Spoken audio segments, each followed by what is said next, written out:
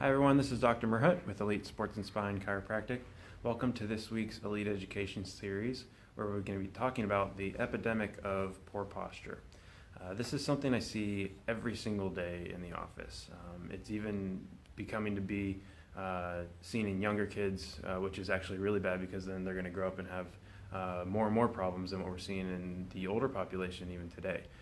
So that being said, we're going to just talk about mostly the poor posture with the upper portion of the body.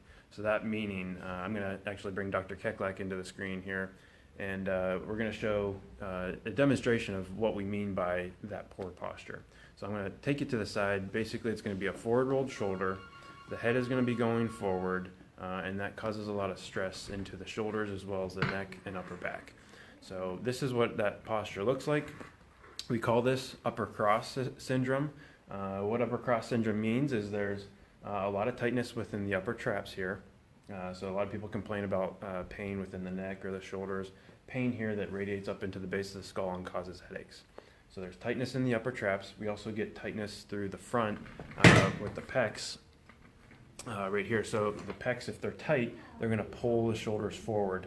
And then some people even complain about impingement syndrome, or pain in the front of the shoulder when they're doing things overhead. So when the shoulders are rolled forward, the arm doesn't have the ability to go up as high, it kind of stops right there. Whereas if he were to roll his shoulders all the way back and lift the arm up, he has no restriction going all the way up with no pain. So even posture up here has an effect on the shoulders here and can cause problems. And I've even seen it indirectly cause rotator cuff tears. So back to this, we got the tightness in the upper traps, the tightness in the pecs. There's also weakness within certain muscles.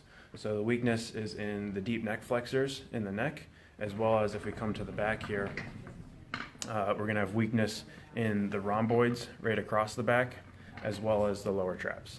So the rhomboids and the lower traps are what retract the shoulders back and down and keep us in a little bit better and upright posture.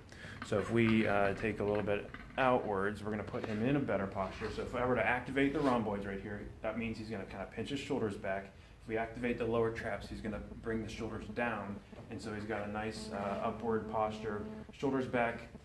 If we activate the deep neck flexors, he's going to be able to bring chin back, almost in like a chin tuck position. And if we look at a side view right here, we see the ear is in line with the shoulder, and if he were in a standing posture, that would also be in line with the hip right here. Those are the three things going on. Sometimes we'll still see the ear in line with the shoulder, but that's because the shoulders are rolled forward and the head is also forward. So they're still in line, but they don't line up with the hip, and that's when it becomes a problem. So this is, considered upper cross syndrome. Things that we do for this, we work on strengthening. So the muscles that are weak, we give certain exercises to strengthen those. So rhomboid exercises, lower trap exercises, as well as some deep neck flexor exercises. Things that are tight, you want to stretch those out. So the tightness within the upper traps and the pecs, we give pec stretches, doorway stretches, and then we do some manual releases or muscle releases to the upper traps. We can also do those to the pecs as well because those are tight. So that's kind of just a general idea of what you would do for someone that has really poor posture. We also do adjusting, so adjusting through the thoracic spine as well as the cervical spine. That helps promote those joints moving a little bit better, because when you're constantly in this position, you're kind of restricted in that extension motion. So by doing some adjustments to the thoracic spine, helps those joints move better. You feel good after the adjustment, but if you don't add in the strengthening, stretching protocols, it's just going to keep coming back over and over again. And this is something we want to fix. We don't want to have the constant forward rolled shoulder posture, which causes the headaches, the shoulder pain, the back pain, the neck pain, all that kind of stuff that kind of cascades off of itself if you're constantly in that position. So people that are at a desk all day long, they're at the computer typing, forward rolled shoulders, they're looking at the screen, their head's coming forward. This is what we're talking about. Kids that are on their cell phones all day, you're always looking down. You're playing video games. If you're on a laptop, the laptop screen is usually downward. So you want to think about, bringing that level, the screen level to the eyes, so you're not constantly looking down. One other thing I didn't mention with some of the muscles that are tight are we got some suboccipital tightness. So a lot of people complain about tightness here in the back of the head. So that's another thing we work on as well. One quick demonstration before we let you go today. We're going to show you just generally, we have a 10-pound weight here. So think about your head being a 10-pound weight. If it's straight up and down, it's pretty easy for him to hold that weight there.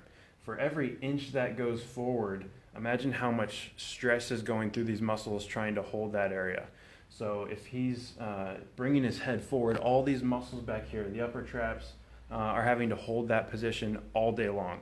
So therefore, the forward head posture, that 10 pounds forward, as it keeps going forward more and more and more of that weight and more of that stress gets put on those muscles, and they have to work constantly throughout the day to support the neck. So you want to avoid that to avoid all that upper back tension, the neck pain, the headaches, and even the shoulder pain that we talked about. So if you have any questions on this, feel free to comment on it. If you have someone that deals with this on a day-to-day basis, feel free to share this video with them. And then if you have recommendations on other topics for us to cover, please also comment. This is the Elite Education Series. I'm Dr. Merhaut, here with Dr. Keklak. Thanks for tuning in today.